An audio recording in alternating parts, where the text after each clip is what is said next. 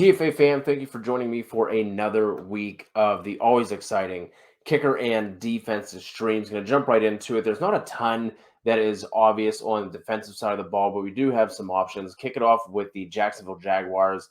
The Jags DST has been pretty up and down all season, especially in terms of fantasy production, but they'll be traveling to their second home in London and take on the Denver Broncos in week 8. It sounds like Russ could be back for this one, but he's going to be playing with a partially torn hamstring. Either way, this offense has not been great. Denver is tied for the 7th fewest yards per play, and they have taken the 6th most sacks. And if the Bears manage to score 8 points against the Patriots on Monday Night Football, they will have the fewest points scored in the entire league.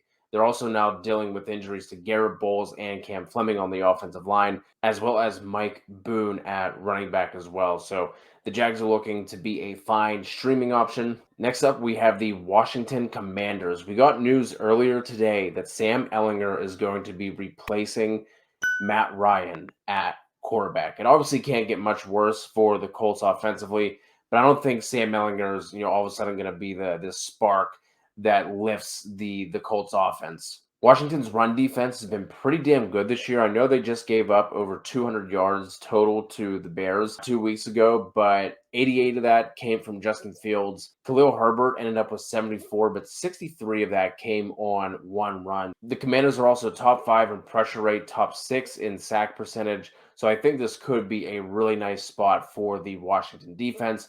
Last but not least is going to be the Tennessee Titans. They're kind of in the same vein as the Jags, kind of being up and down defensively this year, but they get a matchup against the Texans, who outside of Dameon Pierce haven't been able to get much going for them offensively, and that's where the Titans' strength is defensively. They're one of 4 teams who allow less than 100 total rushing yards per game.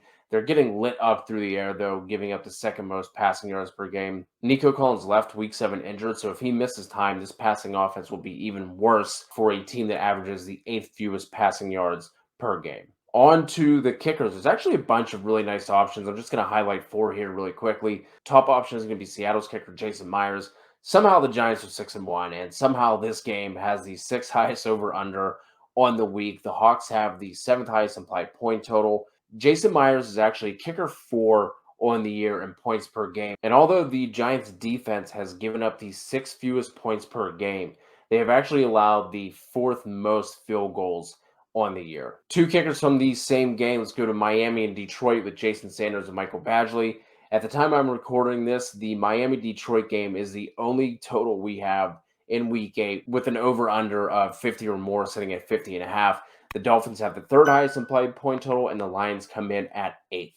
Last but not least, Phillies kicker Jake Elliott. The Steelers defense has been playing better over the past couple of weeks, which could lead to more opportunity for Jake Elliott. This team in total, though, for the Eagles is putting up the 4th most points per game. And on week 8, they have the 2nd highest implied point total, only behind the Buffalo Bills. Appreciate you all for checking this out. If you enjoyed the content, please hit us with a like and a sub. You can also jump into our absolutely free fantasy football Discord channel if you have any questions, or you can drop them right here on the video. Good luck in week 8, and I'll talk to you soon.